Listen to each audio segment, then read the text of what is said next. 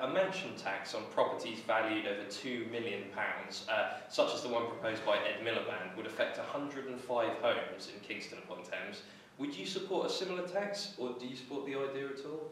Well, no, I don't support the mansion tax. It's a tax on the family home, and if you look at reports of house prices that have gone up and have taken people into the what we call the mansion tax threshold, a number of those houses are in Kingston and places like Kingston in London, people who bought their houses for a lot less than what they're currently worth and have been dragged into that tax. And of course, once you have the principle of taxing people on their home, not on the purchase of their home, but on just living there, then it's very easy for the government to ratchet that down to lesser amounts, and that would bring a number of houses in the borough and in this constituency into the threshold for mansion tax.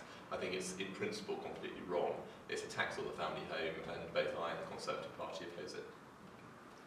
We actually propose something slightly different, so a wealth tax, and what that is essentially is a tax between 1 and 2% on assets of over 3 million belonging to the top 1% in the country, so the super rich.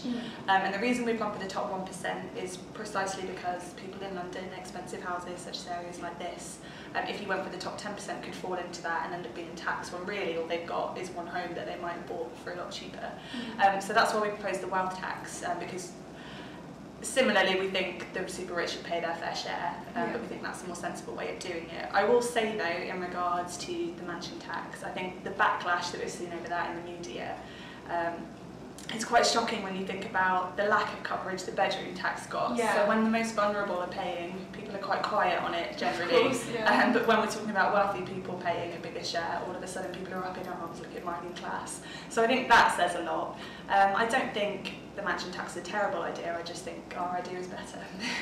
Actually, it was Liberal Democrats who first came up with a higher tax on very expensive properties. We've got, I think, a better policy than Labour, but it's similar.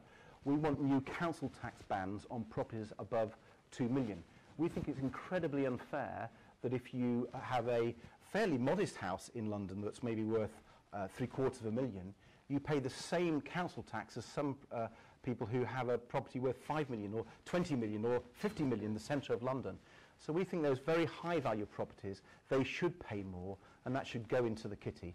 And I'm delighted that Labour have at last long seen the light. I'm afraid they didn't when we proposed it when they were in government.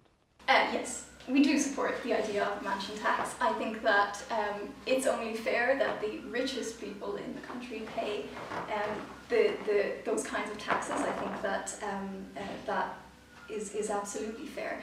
I think, you know, the way that this government has conducted itself in introducing what's now known as the bedroom tax has been completely unfair. So they've been targeting the most vulnerable and the poorest people who are in council housing and who need extra rooms for a number of reasons. And I would absolutely support taxing those at the top of society more than taxing those at the bottom. I certainly support the idea. I think we've, over the last 30 years, we've really accepted a culture where if you give as much help, or we've almost had like a welfare state for the richest in society, and the idea has been that the money somehow trickles down. Well, we know that experiment, that neoliberal experiment, has failed, and we need to now build a society that's more equal and fairer.